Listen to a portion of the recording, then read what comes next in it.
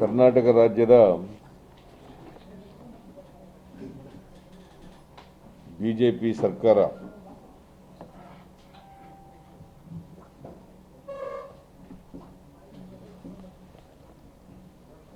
ಭೂ ಸುಧಾರಣಾ ಕಾಯ್ದೆಗೆ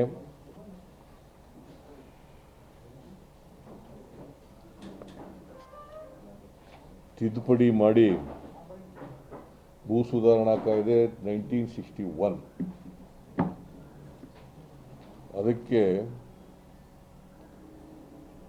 ತಿದ್ದುಪಡಿಗಳನ್ನು ಮಾಡಿ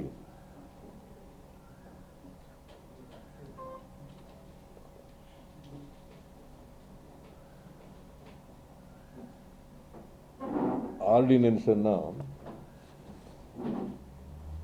ಸುಗ್ರೀವಾಜ್ಞೆ ಹೊರಡಿಸಿದ್ದಾರೆ.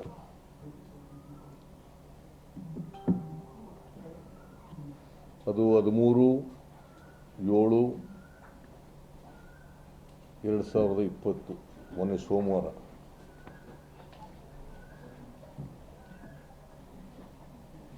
ಈ ಆರ್ಡಿನೆನ್ಸ್ ಹೊರಡಿಸಲಿಕ್ಕೆ ತೀರ್ಮಾನ ಮಾಡಿದ್ದು ಅವರು ತಿದ್ದುಪಡಿ ತರಲಿಕ್ಕೆ ತೀರ್ಮಾನ ಮಾಡಿದ್ದು ಕ್ಯಾಬಿನೆಟ್ನಲ್ಲಿ 11/6/2020. ಆಗಲೇ ನಾನು ನಮ್ಮ ಪಕ್ಷದ ಎಲ್ಲ ಹಿರಿಯ ಮುಖಂಡರುಗಳ ಸಭೆ ಮಾಡಿ ನಮ್ಮ ಪಕ್ಷದಲ್ಲೂ ಕೂಡ ಚರ್ಚೆ ಮಾಡಿ ತೀವ್ರವಾಗಿ ವಿರೋಧ ಮಾಡಿದ್ದು ನಾವು ಕ್ಯಾಬಿನೆಟ್ ಡಿಸಿಷನ್ ಆದಾಗಲೇ.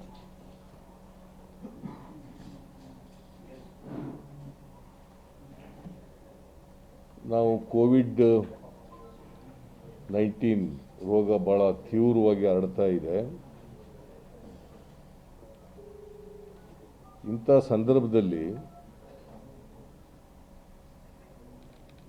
ಸರ್ಕಾರ ಆರ್ಡಿನೆನ್ಸ್ ಮಾಡಲ್ಲ ಅಂತ ಅಂದ್ಕೊಂಡಿದ್ದೆ ನಾನು.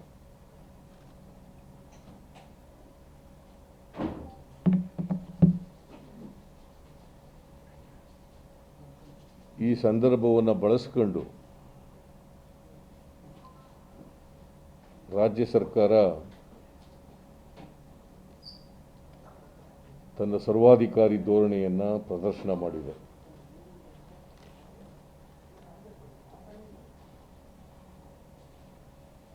ಹದಿಮೂರು 7/2020 ಏನವರು ತಿದ್ದುಪಡಿ ಹೊರಡಿಸಿದ್ರು ಅಲ್ಲ, ಆರ್ಡಿನೆನ್ಸನ್ನು ಹೊರಡಿಸಿದ್ರು, ಅದು ಕರ್ನಾಟಕಕ್ಕೆ ಒಂದು ಕರಾಳವಾದಂಥ ದಿನ.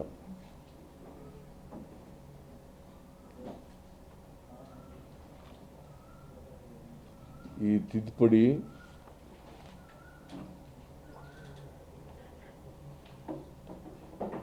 ಏನು ತಂದಿದ್ದಾರೆ ಆರ್ಡಿನೆನ್ಸ್ ಮೂಲಕ, ಇದು ರೈತರ, ಕೂಲಿ ಕಾರ್ಮಿಕರ, ಹಿಂದುಳಿದವರ, ಸಾಮಾನ್ಯ ರೈತರ ವಿರೋಧಿಯಾದಂಥ ತಿದ್ದುಪಡಿ.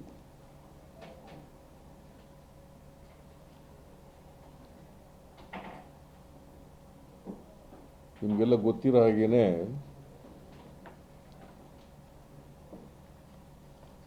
ಭೂ ಸುಧಾರಣಾ ಕಾಯ್ದೆ 1961ಕ್ಕೆ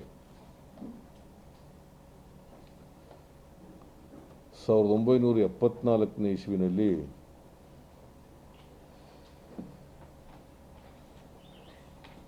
ದೇವರಾಜ ಅರಸರವರು ಒಂದು ಕ್ರಾಂತಿಕಾರಕವಾದಂಥ ನಿರ್ಣಯ ಮಾಡಿ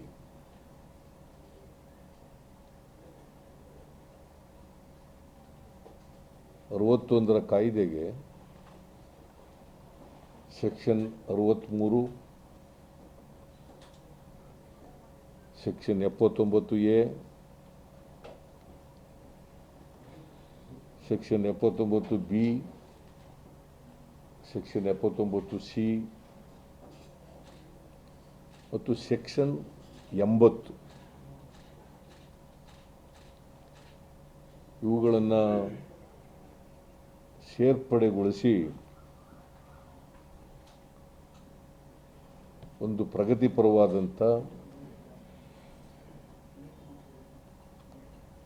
ಸಾಮಾಜಿಕ ನ್ಯಾಯದಿಂದ ಕೂಡಿದ್ದಂಥ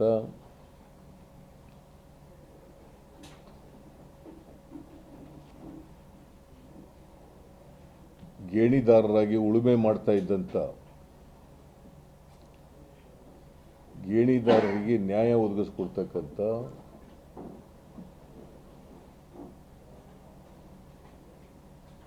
ತಿದ್ದುಪಡಿಯನ್ನು ದೇವರಾಜ ಅರಸರವರು ಮಾಡಿದರು.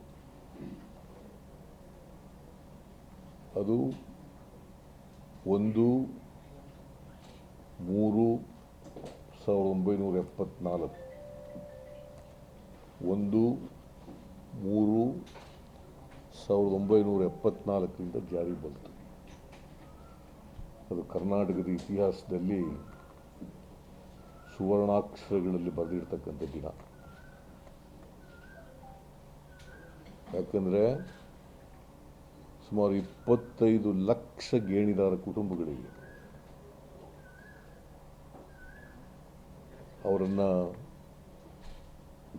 ಅವರು ಗೇಣಿ ಮಾಡ್ತಿದ್ದಂಥ ಜಮೀನುಗಳಿಗೆ ಮಾಲೀಕರನ್ನಾಗಿ ಮಾಡದಂಥ ದಿನ.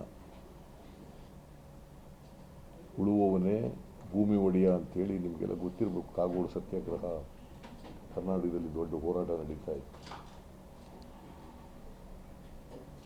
ಆಗ ಉಳುವವನೇ ಭೂಮಿ ಒಡೆಯ ಆಗಬೇಕು ಅಂತ ಘೋಷಣೆಗಳ ಮೂಲಕ ಹೋರಾಟ ಮಾಡ್ತಾ ಇತ್ತು.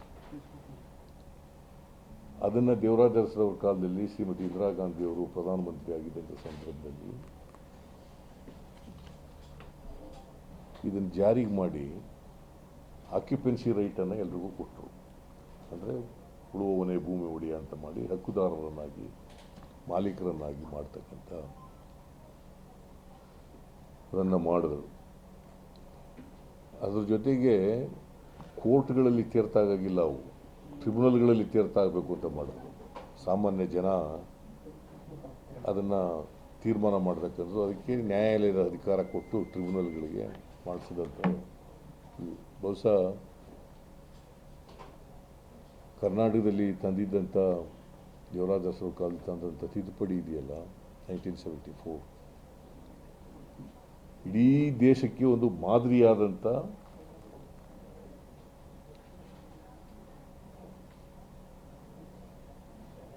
ಅದು ಕಾಯ್ದೆಯಾಗಿತ್ತು ಇಡೀ ದೇಶಕ್ಕೆ.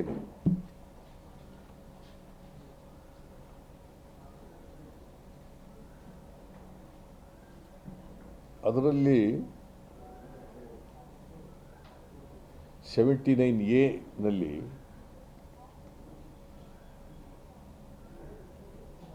ಕೃಷಿಯೇತರ ಬಾಬ್ನಿಂದ ನಾವು ಮಾಡಿದಾಗ ನಾವು 25 ಲಕ್ಷ ಅಂತ ಮಾಡೋದು. ಅದಕ್ಕಿಂತ ಮೊದಲು 2 ಲಕ್ಷ ಇತ್ತು 79A. ಅದರಲ್ಲಿ ಕೃಷಿಯೇತರ ಆದಾಯ 25 ಲಕ್ಷಕ್ಕಿಂತ ಮೀರಿರಬಾರ್ದು. ಕೃಷಿಕರಿಗೆ ಕೃಷಿಯೇತರ ಆದಾಯ 25 ಲಕ್ಷಕ್ಕಿಂತ ಮೀರಿರಬಾರದು. 79B ನಲ್ಲಿ ರೈತರಲ್ಲದೆ ಬೇರೆಯವರು ಯಾರು ಕೂಡ ಅದನ್ನು ಕೊಂಡ್ಕೊಳ್ಬಾರದು. ಜಮೀನನ್ನು ತಗೊಳ್ಳೋಗಿಲ್ಲ. ಕೈಗಾರಿಕೋದ್ಯಮಿಗಳು, ಬಂಡವಾಳಶಾಹಿಗಳು, ಶ್ರೀಮಂತರು ಯಾರು ಕೂಡ ಕೊಂಡ್ಕೊಳ್ಳೋದಿರಲಿಲ್ಲ. 79C ನಲ್ಲಿ ಅವರು ನೈಜ ಅಫಿಡವಿಟ್ ಆಗ್ತಾರಲ್ಲ, ಅಫಿಡವಿಟ್ನಲ್ಲಿ ಸುಳ್ಳು ಬಂದರೆ ಅವ್ರ ಮೇಲೆ ಶಿಕ್ಷೆ ಮಾಡ್ತಕ್ಕಂಥದ್ದನ್ನ 79C ನಲ್ಲಿ ಮಾಡಿದರು. ಸೆಕ್ಷನ್ 80 ನಲ್ಲಿ ಕೃಷಿಕರಲ್ಲದೇದವರು ಕೊಂಡ್ಕೊಳ್ಳೋಕೆ ಇರಬಾರ್ದು, ಕೊಂಡ್ಕೊಳ್ಳೋಕೆ ಕೂಡುದು ಅಂತೇಳಿ ಮಾಡಿದರು. ಆ ಟೋಟಲ್ ಬಾರ್ ಅದು non agriculturist to purchase the agricultural land ಅದನ್ನು ಮಾಡಿದರು. 63ರಲ್ಲಿ ಸೀಲಿಂಗ್ ಲಿಮಿಟನ್ನು ಮಾಡಿದರು. ಒಬ್ಬ ವ್ಯಕ್ತಿ 10 ಯೂನಿಟ್ ಇಟ್ಕೊಂಡಿರಬೇಕು. ಅಂದರೆ 1 ಯೂನಿಟ್ ಅಂದರೆ 5.4 ಕೃಷಿ ಜಮೀನು. ಒಂದು ಕುಟುಂಬದಲ್ಲಿ 5 ಜನಕ್ಕಿಂತ ಜಾಸ್ತಿ ಇದ್ದರೆ ಪ್ರತಿಯೊಬ್ಬರು 2 ಯೂನಿಟ್ ಇಟ್ಕೋಬೋದು. ಅಂದರೆ 20 ಯೂನಿಟ್ ಇತ್ತು ಮ್ಯಾಕ್ಸಿಮಮ್. ಇಂಡಿವಿಜುವಲ್ಗೆ 10 ಯೂನಿಟ್ಟು, ಕುಟುಂಬದಲ್ಲಿ 5 ಜನಕ್ಕಿಂತ ಜಾಸ್ತಿ ಇದ್ದರೆ 2 ಯೂನಿಟ್ಟು, ಅದು 20 ಯೂನಿಟ್ ಇತ್ತು. ಹಾಂ, 5.4 ಎಕರೆ ಕೃಷಿ ಜಮೀನು. ಅದು ಬೇರೆ ಬೇರೆ ತರಿ ಜಮೀನು, A category, B category, C category ಅಂತೆಲ್ಲ ಇದ್ದಾವೆ. ಭಾಗ ಆಯ್ತಾದರೆ 10 ಎಕರೆ ಈ ಥರ ಇತ್ತು. ಎ ಕೆಟಗರಿ ಅಂತಂದರೆ ಅಶ್ಯೂರ್ಡ್ ಇರಿಗೇಷನ್ ಇರ್ತಕ್ಕಂಥವು, ಅಂದರೆ ಡ್ಯಾಮ್ನಿಂದ ನೀರು ನಾಲೆಗಳ ಮೂಲಕ ಕೊಡ್ತೀವಲ್ಲ, ಆ ಜಮೀನುಗಳಿಗೆ 2 ಬೆಳೆ ಬೆಳೀತಕ್ಕಂಥ ಜಮೀನುಗಳಿಗೆ ಎ ಕೆಟಗರಿ ಅಂತ ಕರೀತಾರೆ. ಬಿ ಕೆಟಗರಿ ಅಂತಂದರೆ ಕೆರೆ ಕಟ್ಟೆಗಳಿಂದ ನೀರಾವರಿ ಮಾಡ್ತಕ್ಕಂಥವು. ಸಿ ಕೆಟಗರಿ ಅಂದರೆ ಯಾವೂ ಇಲ್ಲದೆ ಇರ್ತಕ್ಕಂಥವು. ಡಿ ಕೆಟಗರಿ ಅಂದರೆ ಒಣಭೂಮಿ. ಈ ಥರ ಕೆಟಗರೈಸೇಷನ್ ಮಾಡಿದರು. ಆ ಎ ಕೆಟಗರಿ ಅಂದರೆ 1.3 ಹೆಕ್ಟೇರ್. ಈಗ ಸಂಪೂರ್ಣವಾಗಿ 79A, 79B, 79C, 63, 80, 63 ಅಮೆಂಡ್ಮೆಂಟ್ ಮಾಡಿದ್ದಾರೆ. 80, 79A, 79B ಸಂಪೂರ್ಣವಾಗಿ ರದ್ದು ಮಾಡಿಬಿಟ್ಟಿದ್ದಾರೆ. ಸಂಪೂರ್ಣ ರದ್ದು.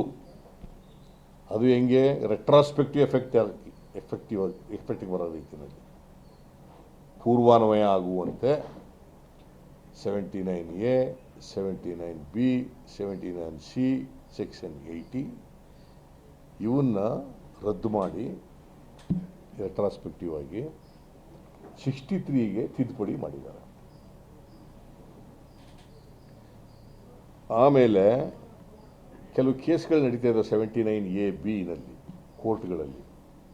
ಅವೆಲ್ಲನೂ ಕೂಡ ವಜಾ ಮಾಡಿಬಿಡ್ತಾರೆ. ಅವಕ್ಕೆಲ್ಲ ತಿಲಾಂಜಲಿ ವಜಾ ಮಾಡೋದು. ಹಾಂ, ಅವು ಎಷ್ಟು ಕೇಸ್ಗಳಿದ್ದವು ಅಂದರೆ ಎಲ್ಲ ಇತ್ತಲ್ಲ, ಅದು ಇಲ್ಲಿತ್ತ. ಇಲ್ಲಿ ಸುಮಾರು 13,814 ಪ್ರಕರಣಗಳಿದ್ದವು ಬೇರೆ ಬೇರೆ ಜಿಲ್ಲೆಗಳಲ್ಲಿ. 13,814 ಪ್ರಕರಣಗಳಿದೆ. ಎಲ್ಲ ಪ್ರಕರಣಗಳು ಈಗ ಹೋಯ್ತು. ಬೆಂಗಳೂರು ಸುತ್ತಮುತ್ತನೇ, ಬೆಂಗಳೂರು ಅರ್ಬನ್ನಲ್ಲಿ 10,080. ಹಾಂ, 1,080, ಸಾರಿ, 1,080 ಪ್ರಕರಣಗಳು. ಬೆಂಗಳೂರು ರೂರಲ್ನಲ್ಲಿ 1,811 ಪ್ರಕರಣಗಳು. ಕೋಲಾರದಲ್ಲಿ 856, ತುಮಕೂರಿನಲ್ಲಿ 975, ಆಮೇಲೆ ದಾವಣಗೆರೆಯಲ್ಲಿ 975, ಚಿತ್ರದುರ್ಗ. ಹೀಗೆ ಬೇರೆ ಬೇರೆ ಜಿಲ್ಲೆಗಳಲ್ಲಿ ಎಲ್ಲ ಜಿಲ್ಲೆಗಳು ಸೇರಿ 30 ಜಿಲ್ಲೆಗಳಿಂದ 13,814. ಇದರಲ್ಲಿ ಹಳೆಯವಿದ್ದವು 1,129 ಹಳೆಯ ಕೇಸ್ಗಳು. ಅಂದರೆ ನಾವು 25 ಲಕ್ಷ ಮಾಡಿದ್ವಲ್ಲ, ಅದಕ್ಕಿಂತ ಹಿಂದೆ ಇದ್ದವು ಹಳೆಯವು. ಈ ಹೊಸ ಕೇಸ್ಗಳು 12,685. 12,685, ಒಟ್ಟು 13,814.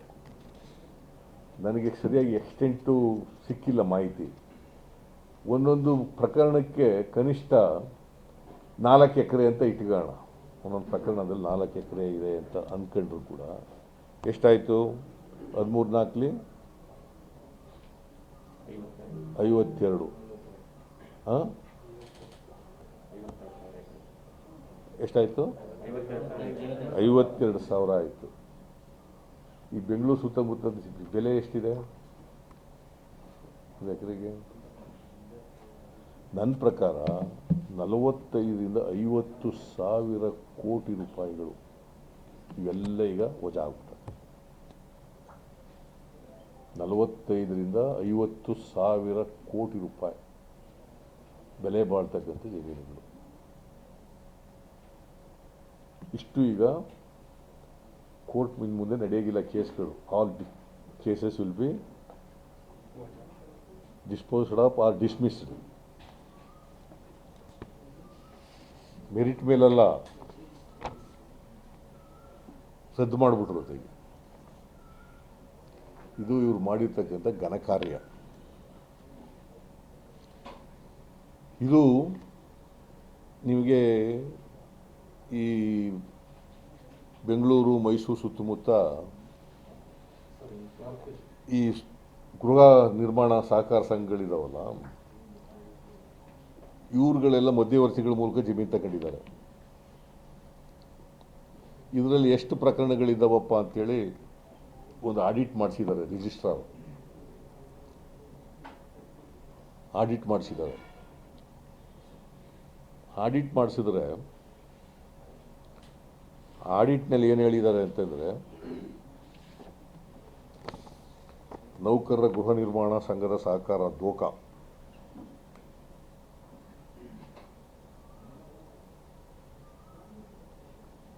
ಎಲ್ಲ ಸೇರಿ ಸುಮಾರು 5,027 ಎಕರೆ.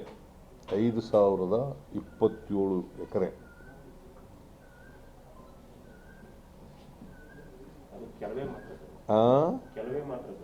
ಇವು ಎಲ್ಲನೂ ಅಲ್ಲ, ನಾನು ಹೇಳ್ತಾ ಇರೋದು ಕೆಲವು ಮಾತ್ರ. ಬೆಂಗಳೂರು ಮೈಸೂರು ಸುತ್ತ ಇರ್ತಕ್ಕಂಥವು.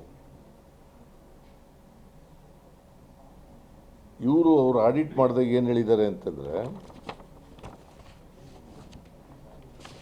ಏನು ಆಡಿಟ್ ರಿಪೋರ್ಟ್ ಏನಂತ ಹೇಳ್ತದೆ ಎಲ್ಲ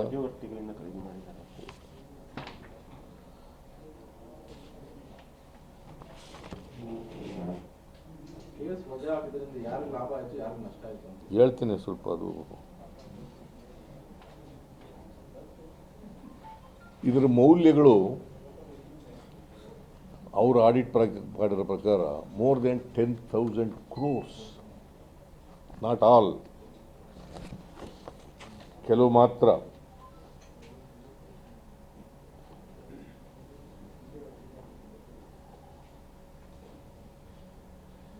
ಸೊ ಇದು ಮೋರ್ ದೆನ್ 10,000 crores.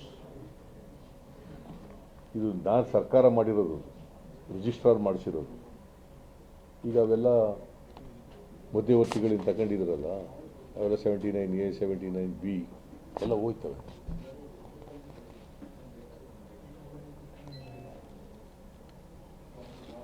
ನಾನು ಯಾಕೆ ಇದನ್ನೆಲ್ಲ ಪ್ರಸ್ತಾಪ ಮಾಡ್ತಾ ಇದ್ದೀನಿ ಅಂದರೆ, ಇದರ ಹಿಂದೆ ಒಂದು ಷಡ್ಯಂತ್ರ ಇದೆ.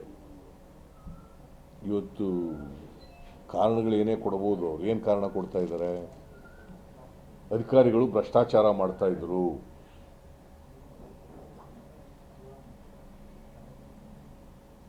ಇದನ್ನು ತಪ್ಪಿಸ್ಕೊಳ್ಳಿಕ್ಕೆ ಶ್ರೀಮಂತರುಗಳು ದುಡ್ಡು ಕೊಟ್ಟು ಮಾಡಿಸ್ಕೊತಾ ಇದ್ರು ಅಂತ ಒಂದು ಆರೋಪ. ಎರಡನೇದು, ಇನ್ವೆಸ್ಟ್ಮೆಂಟ್ ಆಯ್ತಾ ಇರಲಿಲ್ಲ. ಮೂರನೇದು, ಭಾಳ ಜನ ಯಾರು ಬೇಕಾದರೂ ಜಮೀನು ತಗೊಂಡು ವ್ಯವಸಾಯ ಮಾಡ್ಬೋದು. Why farmers only, anybody can purchase the land and they can cultivate the land ಮಾಡ್ಬೋದು ಅಂತ. ಇವೆಲ್ಲವೂ ಕೂಡ ಸಾರ್ವಜನಿಕರ ಕನ್ಸಂಪ್ಷನ್ಗೋಸ್ಕರ ಮಾಡಿರ್ತಕ್ಕಂಥ ಕಾರಣಗಳು, ಕೊಟ್ಟಿರ್ತಕ್ಕಂಥ ಕಾರಣಗಳು. ಹಾಗಾದ್ರೆ ನಮ್ಮ ಕಾಲದಲ್ಲಿ ನಾವು ಇನ್ವೆಸ್ಟ್ಮೆಂಟ್ನಲ್ಲಿ 1-2 ಸ್ಥಾನದಲ್ಲಿ ಇರ್ತಿದ್ದೋ ನಾವು. ಕರ್ನಾಟಕ ಇನ್ವೆಸ್ಟ್ಮೆಂಟ್ ಬರ್ತಿರ್ಲಿಲ್ವಾಗ ನಮಗೆ. ಗುಜರಾತ್ ನಂಬರ್ 1 ಇರ್ತಿತ್ತು, ಅಥವಾ ನಾವು 2ನೇದು ಇರ್ತಿತ್ತು, ಅಥವಾ ನಾವು 1 ಆಯ್ತಿದ್ದೋ ಗುಜರಾತ್ 2 ಆಯ್ತಿತ್ತು.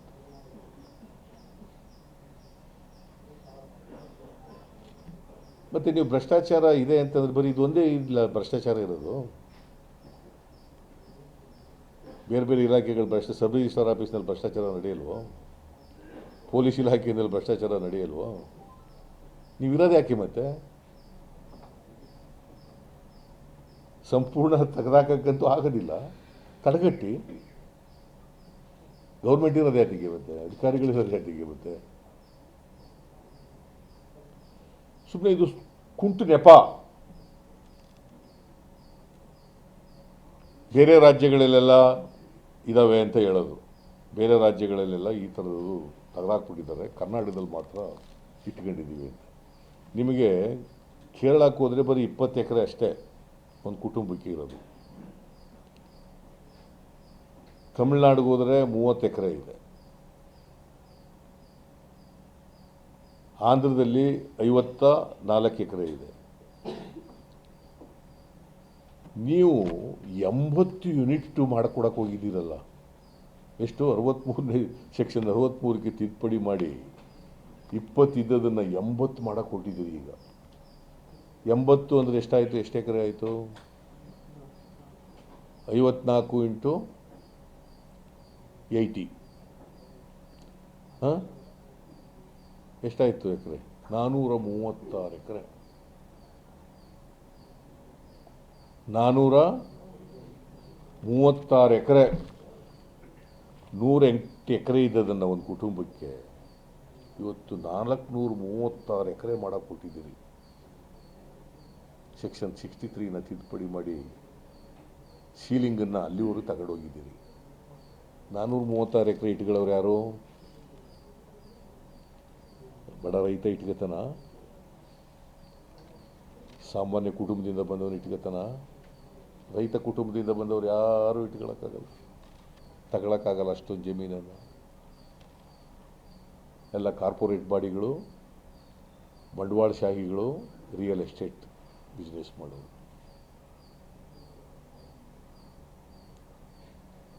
ಅವ್ರು ಮಾತ್ರ ತಗೊಳಕ್ಕೆ ಸಾಧ್ಯ. ನಾನು ಎಲ್ಲಿ ತಿದ್ದುಪಡಿ ನೀವು ನೋಡಿ, ನಾನು ಈಗ ನೋಡಿದೆ. ನಾನು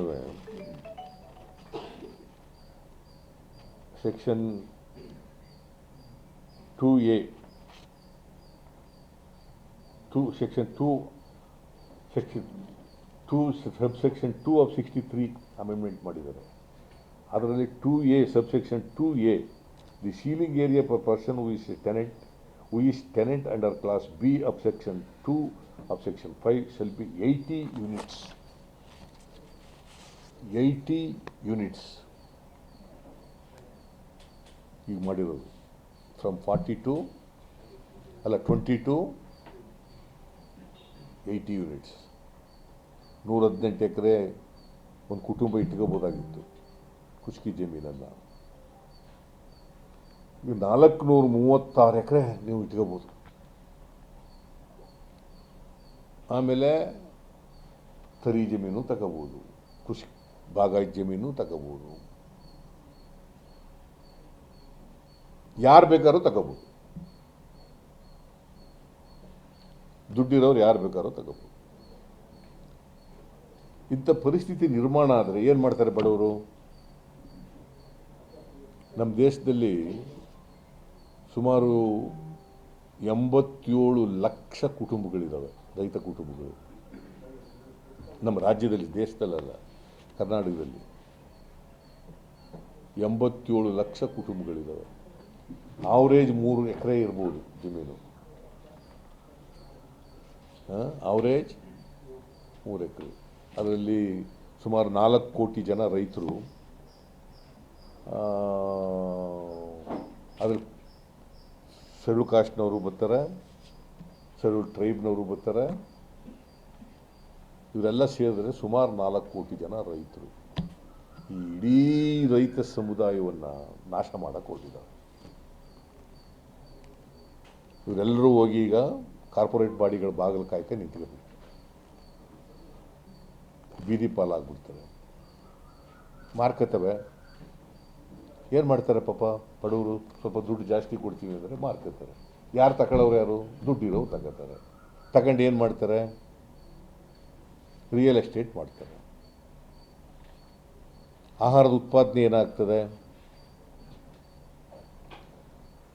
ಆಹಾರದ ಸ್ವಾವಲಂಬನೆ ಏನಾಗ್ತದೆ ದೇಶದಲ್ಲಿ? ನಾಶ ಆಗ್ಬಿಡ್ತದೆ. ಈಗ ನೀವು ನೋಡಿರ್ಬೋದು, ಈಗ ಮೊದಲು ಏನು ಉದ್ದೇಶ ಯಾವಕ್ಕೆ ಮಾಡಿದರು ಅಂತ 1974ನಲ್ಲಿ ಮಾಡಿದ ಉದ್ದೇಶ ಏನು ಅಂತಂದರೆ, ಅದು ಹಿಂದ್ಗಡೆ ಇದ್ದಂಥ ಕಾನ್ಸೆಪ್ಟ್ ಏನಿತ್ತು ಅಂದರೆ, ಒಬ್ಬರಿಗೆ ಒಂದು ವೃತ್ತಿ ಅಂತ.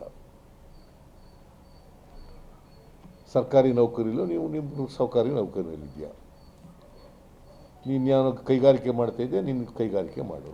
ರೈತ ಹೊಲ ಉಳ್ತಾವನೆ, ಜಮೀನು ವ್ಯವಸಾಯ ಮಾಡ್ತಾನೆ, ಅವ್ನು ಮಾಡ್ತಾನೆ. ಒಂದು ವೃತ್ತಿ ಇರಬೇಕು ಅನ್ನೋದು ಉದ್ದೇಶ ಇದ್ದದ್ದು. ಈಗ ನೀವು ಯಾರಾದರೂ ತಗೋಬೋದು ಅಂತ ಮಾಡಿಬಿಟ್ಬಿಟ್ಟು ಈಗ ಇಡೀ ಲ್ಯಾಂಡ್ ರಿಫಾರ್ಮ್ಸ್ ಆಗ್ತಾನೆ ರಿಪೀಲ್ ಮಾಡಿದಾಗ ಆಗ್ಬಿಟ್ಟದೆ. ಈ ಸೆಕ್ಷನ್ಗಳು ಹೋದ್ಮೇಲೆ it is almost amounts to repealing of the land reforms act 1961.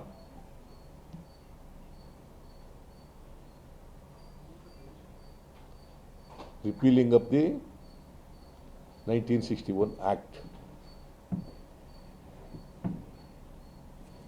So ಏನು ಬಡವರಿಗೆ ಪ್ರೊಟೆಕ್ಷನ್ ಸಿಕ್ಕಿತ್ತು, ರೈತರಿಗೆ, ಗೇಣಿದಾರರಿಗೆ, ಅದನ್ನು ಸಂಪೂರ್ಣ ನೀವು ತೆಗೆದುಹಾಕ್ಬಿಟ್ಟಿದ್ದೀರಿ. ದೇವರಾಜ ಕಾಲದಲ್ಲಿ ಏನು ಪ್ರೊಟೆಕ್ಷನ್ ಕೊಟ್ಟಿದ್ರು ಅವರಿಗೆ ಮಾಡಿಬಿಟ್ಟು ಈಗ ಉಳುವವನೇ ಭೂಮಿ ಒಡೆಯ ಅಲ್ಲ, ಉಳ್ಳವನೇ ಭೂಮಿ ಒಡೆಯ, ಉಳ್ಳವನೇ ಭೂಮಿ ಒಡೆಯ ಆಗ್ತಾ ಇದೆ. ಇವರೆಲ್ಲ ಬೀದಿ ಪಾಲಾಗ್ತಾ ಇದ್ದಾರೆ. ಸುಮಾರು 25 ಲಕ್ಷ ಕುಟುಂಬಗಳಿಗೆ ಏನು ಗೇಣಿದಾರರಾಗಿದ್ದರು ಅವರೆಲ್ಲರೂ ಕೂಡ ಈಗ ಬೀದಿ ಪಾಲಾಗ್ತಾ ಇದ್ದಾರೆ. ಏನು ಮಾಡ್ತಾರೆ, ನಾಳೆ ಅವ್ರ ಅಲ್ಲಿ ಹೋಗಿ ಕೂಲಿ ಮಾಡಬೇಕು ಹೋಗ್ಬೇಕು. ಒಂದು ವೇಳೆ ಅವರು ವ್ಯವಸಾಯ ಮಾಡಿದ್ರೆ ಅಥವಾ ಇನ್ನೇನೋ ಮಾಡಿದ್ರೆ ಅದನ್ನ ಇಂಥ ಪರ್ಪಸ್ಗೆ ಉಪಯೋಗಿಸ್ಬೇಕು ಅಂತ ಏನು ಹೇಳಿಲ್ಲ ಅವರು. ಪರ್ಪಸ್ ಇಂಥದ್ದೇ ಮಾಡಬೇಕು ಅಂತ ಏನು ಹೇಳಿಲ್ಲ ಅವರು. ವ್ಯವಸಾಯನೇ ಮಾಡಬೇಕು ಅಂತ ಏನು ಹೇಳಿಲ್ಲ. ಈಗ ಬೆಂಗಳೂರು ಸುತ್ತ ಜಮೀನು ತಗೊಂಡಿದ್ದಾರೆ ಕೆಲವರೆಲ್ಲ, ಇದನ್ನು ಮಾಡ್ಕೊಂಡವ್ರೆ, ಫಾರಮ್ ಹೌಸ್ಗಳು ಮಾಡ್ಕೊಂಡವ್ರೆ. ಏನು ಮಾಡ್ತಾ ಇದ್ದಾರೆ ಅಲ್ಲಿ, ಮೋಜು ಮಾಡೋಕ್ಕೆ ಮಾಡ್ಕೊಂಡವ್ರೆ. ಅಲ್ಲೇನು ಕಬ್ಬು ಬೆಳೆದಾರ, ಭತ್ತ ಬೆಳೆದಾರ, ರಾಗಿ ಬೆಳೆದಾರ, ತರಕಾರಿ ಬೆಳೆದಾರ? ಏನು ಮಾಡ್ತಾ ಇದ್ದಾರೆ ಅಲ್ಲಿ? ಈ ಸೊಸೈಟಿಗಳೆಲ್ಲ ಜಮೀನು ತಗೊಳ್ಳೋರು ಏನು ಮಾಡ್ತಾ ಇದ್ದಾರೆ, ರಿಯಲ್ ಎಸ್ಟೇಟ್ ಮಾಡ್ತಾರೆ. ಶ್ರೀಮಂತರೆಲ್ಲ ಜಮೀನು ತಗೊಂಡ್ರೆ ಏನು ಮಾಡ್ತಾರೆ, ರಿಯಲ್ ಎಸ್ಟೇಟ್ ಮಾಡ್ತಾರೆ. ಸೊ ಇವತ್ತು ಯಾರು ರಿಯಲ್ ಎಸ್ಟೇಟ್ನಲ್ಲಿ ತೊಡಗಿದ್ದಾರೆ ಅವರ ಮರ್ಜಿಗೆ ಈ ಸರ್ಕಾರ ಒಳಗಾಗಿದೆ. ಕಾರ್ಪೊರೇಟ್ ಬಾಡಿಗಳಿಗೆ ಈ ಸರ್ಕಾರ ಬಲಿಯಾಗಿದೆ. ಈ ರಾಜ್ಯ ಸರ್ಕಾರದ ಈ ಜನವಿರೋಧಿ, ರೈತ ವಿರೋಧಿ, ಹಿಂದುಳಿದವರು, ದಲಿತರ ವಿರೋಧಿ ಈ ಕ್ರಮಕ್ಕೆ ಇದ್ರ ಹಿಂದ್ಗಡೆ ಕುಮ್ಮಕ್ಕೆ ಯಾರು ಗೊತ್ತಾ? ನರೇಂದ್ರ ಮೋದಿಯವ್ರ ಸರ್ಕಾರ. ಯಾಕಂದರೆ ನರೇಂದ್ರ ಮೋದಿಯವ್ರ ಸರ್ಕಾರಕ್ಕೆ ಬಡವರ ಬಗ್ಗೆ, ರೈತರ ಬಗ್ಗೆ, ಕೂಲಿ ಕಾರ್ಮಿಕರ ಬಗ್ಗೆ, ಹಿಂದುಳಿದವ್ರ ಬಗ್ಗೆ ಯಾವುದೇ ಕಾಳಜಿ ಇಲ್ಲ. ಇದು ಇಡನ್ ಅಜೆಂಡಾ. ಅವರು ಕೈಗಾರಿಕೆಗಳನ್ನೆಲ್ಲ ಮಾರ್ತಾರೆ. ಯಾಕೆ ಮಾರ್ತಾರೆ? ಖಾಸಗೀಕರಣ ಮಾಡಕ್ಕೆ ಹೊಡ್ತಾರೆ. ಯಾಕಂದರೆ ಮೀಸಲಾತಿ ಹೋಗಲಿ ಅಂತ. ಸರ್ಕಾರಿ ಸ್ವಾಮ್ಯದಲ್ಲಿದ್ದರೆ ಮೀಸಲಾತಿ ಕೊಡಬೇಕು. ಅದಕ್ಕೆ ಖಾಸಗಿಯವರು ಕೊಟ್ಬಿಟ್ರೆ, ಖಾಸಗೀಕರಣ ಮಾಡಿಬಿಟ್ರೆ ಮೀಸಲಾತಿ ಇರೋದಿಲ್ಲ ಅಲ್ಲಿ. ಸೊ ನೇರವಾಗಿ ಮೀಸಲಾತಿ ತೆಗೆದಾಕ್ತೀವಿ ಅಂದರೆ ಜನರ ಕಣ್ಣು ಕೆಂಪಗಾಗುತ್ತೆ. ಮೀಸಲಾತಿ ಫಲಾನುಭವಿಗಳು ಬೀದಿಗಿಳಿತಾರೆ. ಅದಕ್ಕೆ ಹಿಂಭಾಗಲಿನಿಂದ ಬಂದು ತೆಗೆದುಬಿಡೋದು. ಸೊ ಇಲ್ಲೂ ಕೂಡ ಯಾರು ಬಡವರು 2 ಎಕರೆ, 3 ಎಕರೆ, 5 ಎಕರೆ, 10 ಎಕರೆ, 20 ಎಕರೆ ಇಟ್ಕೊಂಡು ಮಾಡ್ತಿದ್ರು ಜಮೀನನ್ನು, ಅವರೆಲ್ಲರೂ ನಿರ್ಗತಿಕರನ್ನಾಗಿ ಮಾಡಿ ಅವರು ಮತ್ತೆ ಈ ಬಂಡವಾಳಶಾಹಿಗಳು ಮತ್ತು ಜಮೀನ್ದಾರ್ ಪದ್ಧತಿ, ಫ್ಯೂಡಲ್ ಸಿಸ್ಟಮ್. ಹಿಂದೆ ಜಮೀನ್ದಾರ್ ಪದ್ಧತಿ ಅಂತ ಇತ್ತ, ಜಮೀನ್ದಾರರು ಅಂತ ಇವರು ಇರ್ತಿದ್ರು ಅಂತವರು, ಕುಲಕರ್ಣಿಗಳು, ಶಾನ್ಭೋಗರು. ಅದಕ್ಕಿಂತ ಇನ್ನೊಂದು ಪದ ಏನು, ಜಾಗೀರ್ದಾರ್. Yes, correct, you are correct. ಜಾಗೀರ್ದಾರ್ ಆ ಪದ್ಧತಿ ಮತ್ತೆ ತರಕ್ಕೆ ಕೊಟ್ಟಿದ್ದಾರೆ.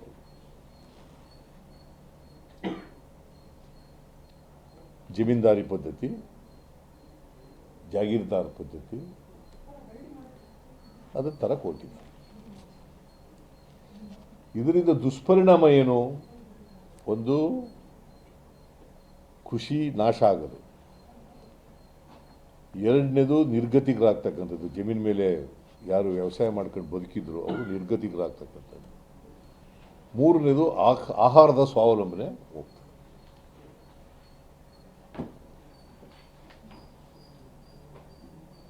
ಫುಡ್ ಸೆಕ್ಯೂರಿಟಿ ಯಾಕೆ ತಂದದ್ದು? ಯಾಕೆ? ಎಲ್ರಿಗೂ ಊಟ ಸಿಗಬೇಕು, ಯಾರು ಕೂಡ ಹಸಿದು ಮಲಗಬಾರ್ದು ಅನ್ನೋ ಕಾರಣಕ್ಕೋಸ್ಕರ. ಈಗೇನು ಮಾಡ್ತಾರೆ? ಏನು ಬೆಳೆಯಕ್ಕೆ ಹೋಯ್ತಾನ? ಈಗ ಯಾರೋ ಒಬ್ಬರು ಅಂಬಾನಿ ತಗೊಂಡ ಅಂತ ಇಟ್ಕೊಳ್ಳೋಣ, ಅದಾನಿ ತಗೊಂಡ ಜಮೀನು ಅಂತ ಇಟ್ಕೊಳ್ಳೋಣ, ಅವೇನು ವ್ಯವಸ್ಥೆ ಮಾಡಕ್ಕೆ ಹೋದನ?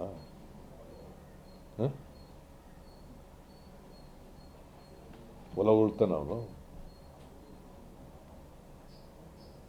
ಇಲ್ಲ ರಿಯಲ್ ಎಸ್ಟೇಟ್ ಮಾಡಬೇಕು, ಇಲ್ಲ ಇಂಡಸ್ಟ್ರಿ ಮಾಡಬೇಕು. ನಾವು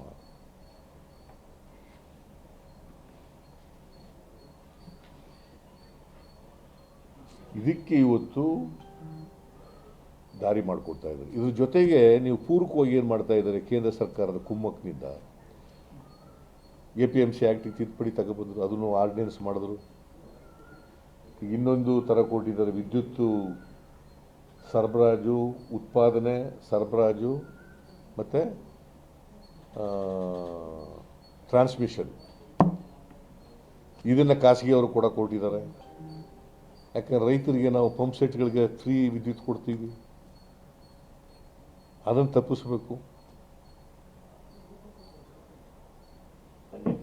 ಎಸೆನ್ಷಿಯಲ್ ಕಮಾಡಿಟೀಸ್ ಆ್ಯಕ್ಟ್ ಎಸ್ಮಾ, ಅದಕ್ಕೆ ತಿದ್ದುಪಡಿ ತಂದಿದ್ದಾರೆ. ಅವ್ರ ಗೋಡೌನ್ಗಳನ್ನು ಯಾರು ಜಪ್ತಿ ಮಾಡೋಂಗಿಲ್ಲ.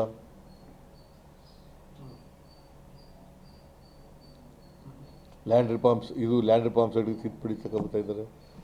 All these things go to indicate ಏನು ಮಾಡ್ತಾ ಇದ್ದಾರೆ? ರೈತ ಸಮುದಾಯ ನಾಶ ಮಾಡೋದು, ದಲಿತರನ್ನು ನಾಶ ಮಾಡೋದು, ಹಿಂದುಳಿದವನ್ನು ನಾಶ ಮಾಡೋದು, ಸಾಮಾಜಿಕ ನ್ಯಾಯಕ್ಕೆ ಕೊಡ್ಲಿ ಪೆಟ್ಟು ಕೊಡೋದು. ಆಹಾರ ಈಗ ಸ್ವಾವಲಂಬನೆ ಹೋಗಿ ಅವಲಂಬನೆ ಆಗಬೇಕಾಗುತ್ತೆ ಅವ್ರ ಮೇಲೆ.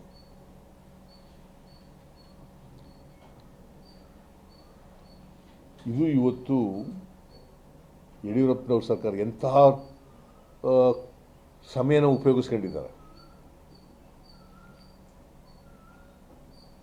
ಇವರಿಗೆ ನಿಜವಾಗಿ ರೈತರು ಸಹಾಯ ಮಾಡಬೇಕು ಅನ್ನೋದಾಗಿದ್ದರೆ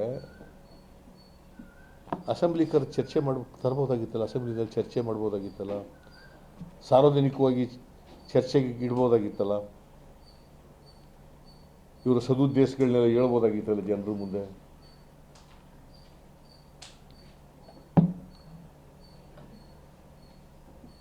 ಕಾರಣಗಳು ಕೊಡ್ಬೋದಾಗಿತ್ತಲ್ಲ. ಅಸೆಂಬ್ಲಿ ಕರೆಯೋಕ್ಕಾಗದೇ ಇರತಕ್ಕಂಥ ಸಂದರ್ಭ ಕರಿಬೋದಾಗಿತ್ತು. ಅಸೆಂಬ್ಲಿನ ಕರೀಲೇಬಾರದು ಅಂತೇನಿಲ್ಲ, ಕರೀಲಿಲ್ಲ.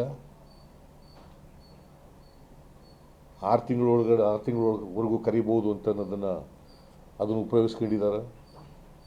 ಕೊರೋನಾ ರೋಗ ಬಂದಿದೆ. ಯಾರಾದರೂ ಇವತ್ತು ಕೊರೋನಾ ಇಷ್ಟೊಂದು ವೇಗವಾಗಿ ಹರಡ್ತಾ ಇದೆ. ರಾಜ್ಯದಲ್ಲಿ ದಿನ 2,000ಕ್ಕಿಂತ ಹೆಚ್ಚು ಜನರಿಗೆ ರೋಗ ತಗಲಿದೆ ಅಂತ ರಿಪೋರ್ಟ್ ಬರ್ತಾ ಇದೆ. ಅವರೇ ಕೊಡ್ತಾ ಇರ್ತಕ್ಕಂಥ ರಿಪೋರ್ಟು. ಪ್ರತಿದಿನ 75-80 ಜನ ಸಾಯ್ತಾ ಇದ್ದಾರೆ.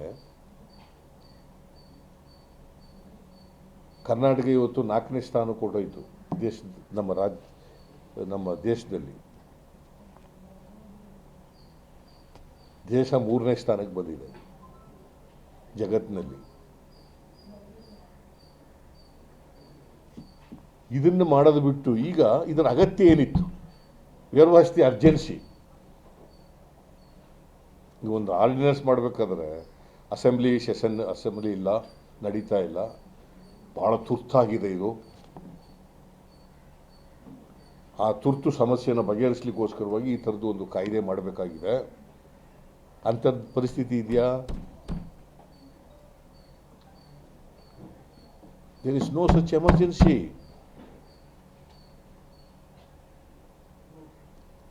ಇನ್ನು ನಾಳೆ ದೇಶ ಮುಳುಗೋಗ್ತದ ಈ ಥರದೇ ಹೋದರೆ?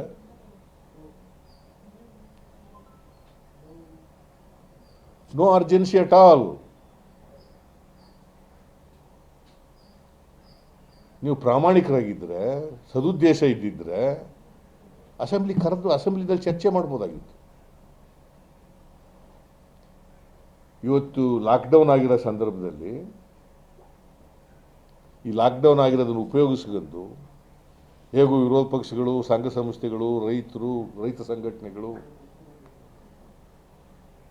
ಯಾವ ಪ್ರತಿಭಟನೆ ಮಾಡಲ್ಲ ಅಂತ ಹೇಳ್ಕೊಂಡು, ಪ್ರತಿಭಟನೆ ಮಾಡಲಿದ್ರೆ ನಾವು ಅವಕಾಶ ಕೊಡಲ್ಲ ಅಂತ ಅಂದ್ಕೊಂಡು ಕಳ್ಳದಾರಿನಲ್ಲಿ ಇವತ್ತು ಹೊರಟಿದ್ದೀರಿ.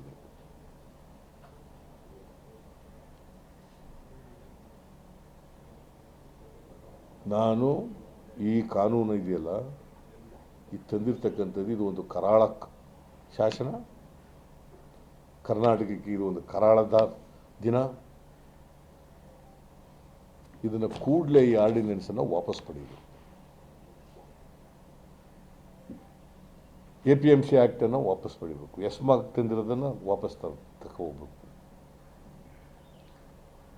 ಆಲ್ ದಿಸ್ ಸಾರ್ವಜನಿಕ ಚರ್ಚೆ ಆಗಲಿ. ಬಿಕಾಸ್ ಅವತ್ತು ಹೋರಾಟ ಮಾಡಿ ಬಂದಿದ್ದದು ಸ್ವಾತಂತ್ರ್ಯ ಹೋರಾಟದಲ್ಲಿ ಇದು ಒಂದು ವಿಷಯ ಇತ್ತು. ಅಂಬೇಡ್ಕರ್ 1935ನೇ ಇಸ್ವಿನಲ್ಲಿ ಭೂಮಿ ರಾಷ್ಟ್ರೀಕರಣಗಳಾಗಬೇಕು ಅಂತ ಹೇಳಿದರು. ಖಾಸಗಿ ಸೊತ್ತಾಗಬಾರದು, ಖಾಸಗೀಕರಣ ಆಗಬೇಕು ಅಂತ ಅಂಬೇಡ್ಕರ್ ಅವರು ಹೇಳಿದರು 1935. ಆ ಸಂದರ್ಭದಲ್ಲಿ ಭೂಮಿ ವಿರೋಧ ಭಾವ ಮಾಡಿದ್ದೇನು? ಏನು ಮಾಡಿದ್ದು ಅವರು? ಜಮೀನವ್ರ ಹತ್ರ, ಭೂಮಿ ಇರೋರ ಹತ್ರ ಜಮೀನು ತಗೊಂಡು ಬಡವ್ರಿಗೆ ಹಂಚಿದ್ರು. ಭೂದಾನ ಚಳುವಳಿ. ಇವರು ಮತ್ತೆ ತಗೊಂಡೋಗಿ ಅವ್ರಿಗೆ ಕೊಡ್ತಾ ಇದ್ದಾರೆ ಭೂಮಿನ.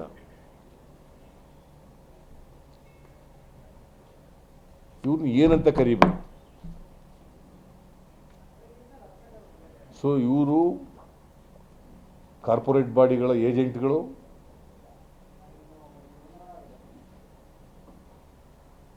ಮತ್ತು ರಿಯಲ್ ಎಸ್ಟೇಟ್ ಮಾಡೋರ ಅವರ ಒತ್ತಡಕ್ಕೆ ಮಣಿದಿದ್ದಾರೆ.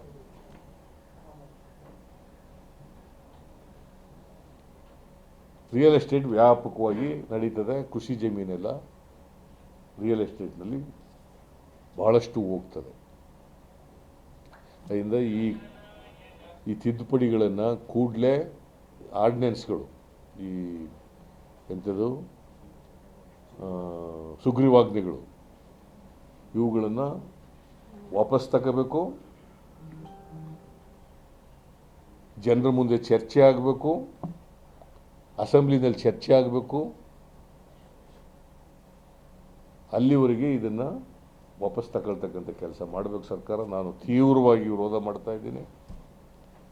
ನಮ್ಮ ಪಕ್ಷ ಇದನ್ನು ತೀವ್ರವಾಗಿ ವಿರೋಧ ಮಾಡ್ತದೆ. ಮತ್ತು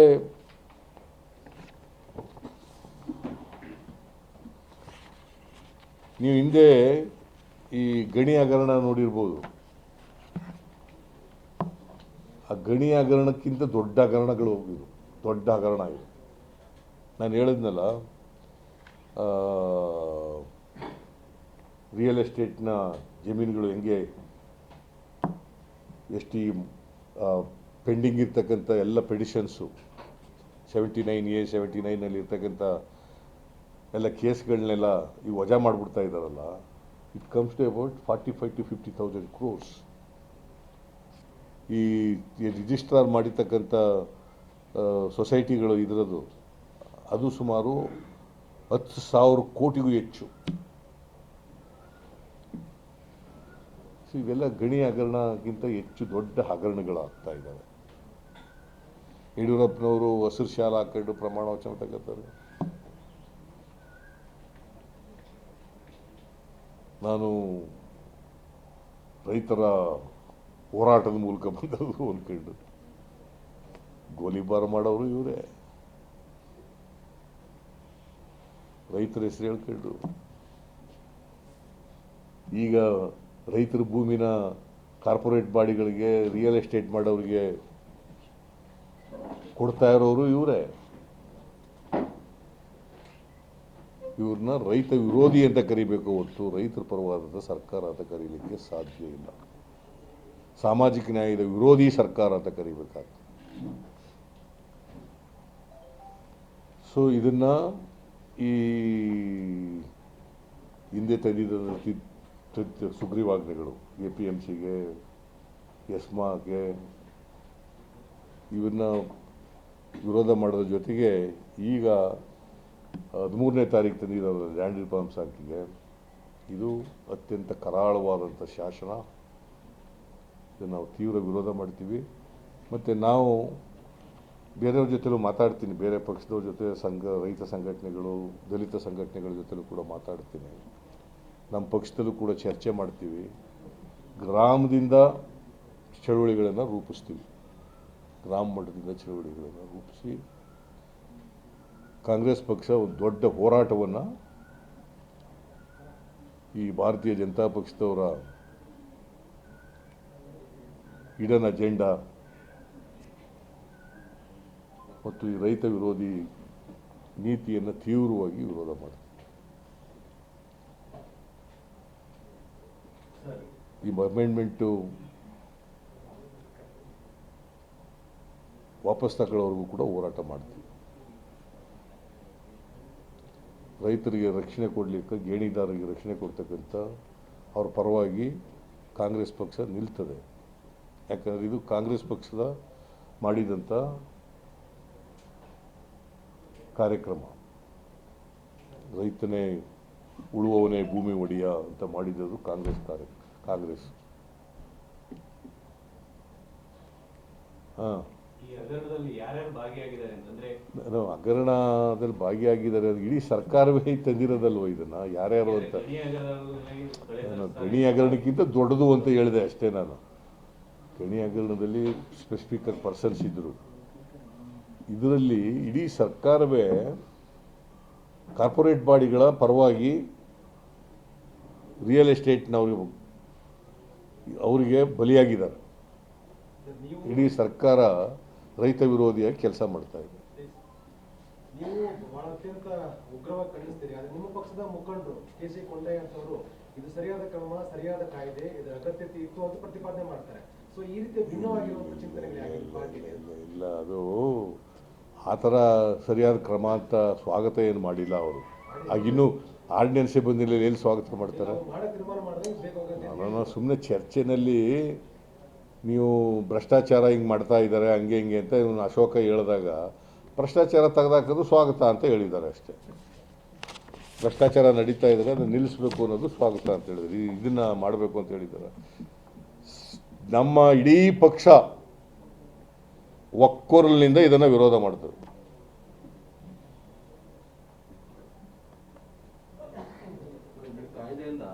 ರಾಜ್ಯಾದ್ಯಂತ ನಾವು ಕಂಪೇರ್ ಮಾಡಿದ್ರೆ ಬೆಂಗಳೂರಲ್ಲಿ ಹೆಚ್ಚು ಲಾಭ ಆಗುವಂತ, ಬೆಂಗಳೂರಲ್ಲಿ ರಿಯಲ್ ಎಸ್ಟೇಟ್ ಅವ್ರಿಗೆ ಹೆಚ್ಚು ಲಾಭ ಆಗುವಂತ ಒಂದು ಸಾಧ್ಯತೆ ಇರುವಂತದ್ದು. ಬೆಂಗಳೂರು ಎಲ್ಲೆಲ್ಲಿ ರಿಯಲ್ ಎಸ್ಟೇಟ್ ಎಲ್ಲೆಲ್ಲಿ ನಡೀತದೆ ಅಲ್ಲೆಲ್ರಿಗೂ ಅನುಕೂಲ ಆಗುತ್ತೆ. ಬೆಂಗಳೂರು ಇರ್ಬೋದು, ಮೈಸೂರು ಇರ್ಬೋದು, ಧಾರವಾಡ ಇರ್ಬೋದು, ಮಂಗಳೂರು ಇರ್ಬೋದು, ತುಮಕೂರು ಇರ್ಬೋದು, ರಾಮನಗರ ಇರ್ಬೋದು, ಚಿಕ್ಕಬಳ್ಳಾಪುರ ಇರ್ಬೋದು, ಕೋಲಾರ ಇರ್ಬೋದು, ಎಲ್ಲ ಕಡೆನೂ ಆಗ್ತದೆ. 13,800 ಕೇಸ್ ಇದೆ ಅಂದ್ರೆ 13,800 ಕೇಸ್ ಡಿಸ್ಮಿಸ್ ಆದ್ರೆ ಯಾರಿಗೆ ಲಾಭ ಆಗುತ್ತೆ, ಯಾರಿಗೆ ನಷ್ಟ ಆಗುತ್ತೆ? ಯಾರಿಗೆ? ಯಾರದ್ರಿಂದ ಲಾಭ ಈಗ ಕಾನೂನು ವಿರುದ್ಧವಾಗಿ ತಗೊಂಡಿದ್ರಲ್ಲ ಅವ್ರಿಗೆಲ್ರಿಗೂ ಲಾಭ. ಅಷ್ಟು ಜನರಿಗೆ ಅಷ್ಟು ಕೇಸ್ಗಳಿದಾವಲ್ಲ, ಅವರಲ್ಲಿ ಯಾರು ಎಷ್ಟು ಜನ ಇದ್ದಾರೆ ಅವ್ರಿಗೆಲ್ರಿಗೂ ಲಾಭ. ಯಾಕಂದ್ರೆ ಇದಕ್ಕೂ ಮೊದಲು ಕೃಷಿಕರನ್ನ ಬಿಟ್ಟು ಬೇರೆಯವರು ತಗೊಳಾಗಿರ್ಲಿಲ್ಲ. ಹೌದು. So dispute between farmers only. ಹೀಗಿರುವಾಗ ನೋಡಿ, ಈಗ 13,000 ಕೇಸ್ಗಳಿದಾವಲ್ಲ, ಇವೆಲ್ಲ 79A 79B ನಲ್ಲಿರೋವು, ಆಯಿತಾ? ಇವೆಲ್ಲನೂ ಕೇಸ್ಗಳೆಲ್ಲ ವಜಾ ಮಾಡಿಬಿಡ್ತಾರೆ. ಯಾರ್ಯಾರ ಮೇಲೆ ಕೇಸ್ ಹಾಕಿದ್ರು ಅವ್ರಿಗೆಲ್ರಿಗೂ ಲಾಭ ಆಗುತ್ತೆ. ಸಿಂಪಲ್ ಅಲ್ವಾ? ಮತ್ತು ಇನ್ಯಾರಿಗಾಗುತ್ತೆ? ಕಾನೂನು ಬಾಹಿರವಾಗಿ ಯಾರ್ಯಾರು ಕಾನೂನು ಬಾಹಿರವಾಗಿ ಜಮೀನು ಕೊಂಡ್ಕೊಂಡಿದ್ರು, ಮಧ್ಯವರ್ತಿಗಳ ಮೂಲಕ ಕೊಂಡ್ಕೊಂಡಿದ್ರು, ಅವ್ರ ಮೇಲೆ ಏನು ಕೇಸೇ ಇರಲ್ಲ. ಇನ್ಮೇಲೆ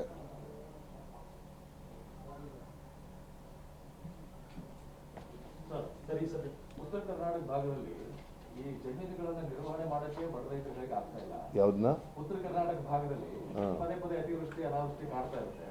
ಈ ಟೈಮ್ನಲ್ಲಿ ನಮ್ಮ ಜಮೀನುಗಳಿಗೆ ಒಳ್ಳೆ ರೇಟ್ ಬಂದ್ರೆ ಯಾಕೆ ಕೊಡಬಾರ್ದು, ನಾವು ಮಾರಾಟಕ್ಕೆ ಅನುಕೂಲ ಆಗ್ತಾ ಇಲ್ವೋ ಅಂತ ಭಾವನೆ ಇದು ರೈತರಲ್ಲಿ. ಅಲ್ಲ, ಕೆಲವು ರೈತರು ಆ ಥರ ಯೋಚನೆ ಮಾಡ್ಬೋದು, ನಮಗೆ ದುಡ್ಡು ಜಾಸ್ತಿ ಸಿಗುತ್ತೆ ಮಾಡಿಬಿಡ್ಬೋದು ಅಂತ. ವಾಟ್ ಈಸ್ ದಿ ಅಲ್ಟಿಮೇಟ್ ಇದು ಇಂಪ್ಯಾಕ್ಟ್ ಏನು? ಈಗ ಯಾವನೋ 436 ಎಕರೆ ತಗೊಂಡ ಅಂತ ಇಟ್ಕೊಳ್ಳೋಣ, ಅವನು ವ್ಯವಸಾಯ ಮಾಡೋಕ್ಕೆ ತಗೋತಾನ? ಕಾಂಟ್ರಾಕ್ಟ್ ಸಿಸ್ಟಮ್ ಬೇರೆ ಥರ ಕೊಟ್ಟಿದ್ದೀರಿ ನೀವು, ದೊಡ್ಡ ದೊಡ್ಡ ಜಮೀನ್ದಾರರುಗಳಾಗ್ಬಿಡ್ತಾರೆ. ಆಗ ಯಾರ ಹತ್ರ ಹೋಗಿ ಮಾರ್ಕೊಂಡವ್ರು ಎಲ್ಲ ಹೋಗ್ಬೇಕು? ಇವರೆಲ್ಲ ಸುಮಾರು 4 ಕೋಟಿ ಜನ 2 ಎಕರೆ 3 ಎಕರೆ 4 ಎಕರೆ 10 ಎಕರೆ 20 ಎಕರೆವರೆಗೂ ಇಟ್ಕೊಂಡಿರೋರು ಇದ್ದಾರೆ. ಅವರೆಲ್ಲ ಎಲ್ಲಿ ಹೋಗ್ಬೇಕು ನಾಳೆ? ಈಗ ನೋಡಿ, ಕೊರೋನಾ ಟೈಮ್ನಲ್ಲಿ ನಾನು ಯಾರ್ದೋ ಒಂದು ಮೊಬೈಲ್ನಲ್ಲಿ ನೋಡಿದೆ, ಒಬ್ಬರು ಮಾತಾಡ್ತಾ ಇದ್ರು, ನೀವೇ ಮಾತಾಡಿಸಿದ್ದೀರಿ, ಯಾರೋ ಟಿ ವಿಯವ್ರು ಯಾರೋ ಮಾತಾಡಿಸಿದ್ರು, ನಾವು ಊರಿಗೆ ಹೋಗ್ತೀವಪ್ಪ 2-3 ಎಕರೆ ಜಮೀನದು, ಅದರ ಮೇಲೆ ಹೆಂಗೋ ಬದುಕ್ತೀವಿ ಅಂತ. ಅದು ಇಲ್ಲೇ ಹೋಗಿದ್ರೆ ಎಲ್ಲಿಗೆ ಹೋಗ್ಬೇಕಾಗಿತ್ತು ಅವರು? ಹಾಂ ಹೇಳಿ ನೋಡೋಣ. ನೀವು ಸಪೋಸ್ ಆ ಜಮೀನು ಇರಲಿಲ್ಲ ಅಂತಾರೆ, ಊರಿಗೆ ಹೋಗಿ ಏನು ಮಾಡೋದು? ಮಣ್ಣು ತಿನ್ನೋದ? ಅದು ಮನಮೋಹನ್ ಸಿಂಗ್ರವರು ಇದು ತರದೇ ಹೋಗಿದ್ರೆ, NREGS ಉದ್ಯೋಗ ಖಾತ್ರಿ ಯೋಜನೆ ಇಲ್ಲದೆ ಹೋಗಿದ್ರೆ ಏನು ಮಾಡಬೇಕಾಗಿತ್ತು ಅವರು? ಹಾಂ, ಭಾಳ ಜನ ಈಗ ಹಳ್ಳಿಗಳಿಗೆ ಹೋಗಿರೋರು ಏನು ಮಾಡ್ತಾರೆ? ಇರೋ ಜಮೀನಿನಲ್ಲಿ ಹೆಂಗೋ ಗಿತ್ಕೊಂಡು ಹೆಂಗೋ ಪಾಪ ಬದುಕೋಕ್ಕೆ ಪ್ರಯತ್ನ ಮಾಡ್ತಾರೆ. ಮತ್ತು NREGSನಲ್ಲೂ ಕೂಡ ಕೆಲಸ ಮಾಡ್ತಾರೆ. ನೀವು ಅವೆಲ್ಲ ಯಾವನೋ ಕಾರ್ಪೊರೇಟ್ ಬಾಡಿಗಳು ತಗೊಂಡಿದ್ರಿ, ಎಲ್ಲಿಂದ ಹೋಗಿ ಮಾಡ್ತೀರಿ? ಅವ್ರ ಹತ್ರ ಕೂಲಿ ಮಾಡ್ಬೇಕು ನೀವು. ಸರ್, ಈ ಹೋರಾಟನ ತಾರ್ಕಿಕ ಅಂತ ತೆಗೆದುಕೊಂಡು ಹೋಗ್ತೀರಾ ಅಂತ? ಯಾಕಂದ್ರೆ ಗಣಿ ಹಗರಣದ ರೀತಿನೇ, ಹಾಂ, ಗಣಿ ಹಗರಣಕ್ಕಿಂತ ದೊಡ್ಡದು ಅಂದ್ರೆ ಅದೇ ರೀತಿ ಹೋರಾಟನ ಇದಕ್ಕೂ ಮಾಡ್ತೀರಾ ಅಂತ? ಹೌದೌದು, ಪಕ್ಷದಲ್ಲಿ ಅದಕ್ಕೆ ಚರ್ಚೆ ಮಾಡಿ ತೀರ್ಮಾನ ಮಾಡ್ತೀವಿ. ಈಗ ಹಳ್ಳಿಯಿಂದಲೇ ಚಳವಳಿ ಶುರು ಮಾಡಿಸ್ತೀವಿ. Okay, thank you. ಇದು ಮುಗಿದ್ರೆ ಇನ್ನೂ ಕ್ವಶನ್ ಇದೆಯಾ? ಇಲ್ಲ, COVID-19 ಹಾಂ, ಬೆಂಗಳೂರಲ್ಲಿ ಕೋವಿಡ್-19 ಆಮೇಲೆ ಮಾತಾಡ್ತೀನಿ. ಲೆಕ್ಕ ಕೊಡಿ. ಲೆಕ್ಕ ಕೊಡಿ ಅಂತ ಕೇಳಿದ್ದೀವಿ. ನಾನು ಚೀಫ್ ಸೆಕ್ರೆಟ್ರಿಗೆ ಮೊನ್ನೆ ಒಂದು ಪತ್ರ ಬರೆದಿದ್ದೀನಿ. ಅವರು 3-4 ದಿನದಲ್ಲಿ ಕೊಡ್ತೀವಿ ಅಂತ ಹೇಳಿದ್ದಾರೆ ಎಲ್ಲ ಮಾಹಿತಿನ. ಆ ಮಾಹಿತಿ ಕೊಟ್ಟ ಮೇಲೆ I will come back to you. ಸಿಕ್ಕಿದ ಮೇಲೆ ಎಲ್ಲೆಲ್ಲಿ ಏನೇನಾಗಿದೆ ಅನ್ನೋದನ್ನೆಲ್ಲ ನಿಮ್ಮ ಮುಂದೆ ಇಡ್ತೀನಿ. ಇದು ಸರ್ಕಾರದ ಆಡಳಿತಾತ್ಮಕ ಕ್ರಮ. ಆದ್ರೆ ಕೊರೋನಾ ವಾರಿಯರ್ಸ್ ಕೆಲಸ ಮಾಡ್ತಿದ್ರು ಪೌರ ಕಾರ್ಮಿಕರು ಸತ್ತು ಹೋಗ್ತಾ ಇದ್ದಾರೆ, ವರ್ಕ್ ಇನ್ಸ್ಪೆಕ್ಟರ್ ಸತ್ತು ಹೋಗ್ತಾ ಇದ್ದಾರೆ. ವರ್ಕ್ ಇನ್ಸ್ಪೆಕ್ಟರ್ಗೆ ಸರಿಯಾದ ಶಿಕ್ಷಣ ಸಿಗ್ತಾ ಇಲ್ಲ, ಆತ ಸತ್ತೋಗಿದ್ದಾನೆ. ಇವತ್ತು ಬೆಳಗ್ಗೆ 28 ವರ್ಷದ ಶಿಲ್ಪ ಅನ್ನುವಂತ ನಾನು ಅನೇಕ ಸಾರಿ ಹೇಳಿದ್ದೀನಿ, ಈ ಸರ್ಕಾರ ಮತ್ತು ಮೋದಿಯವರ ಸರ್ಕಾರ ಕೊರೋನಾ ವೈರಸನ್ನು ತಡೆಗಟ್ಟೋದ್ರಲ್ಲಿ ಸಂಪೂರ್ಣ ವಿಫಲ ಆಗಿದ್ದಾರೆ.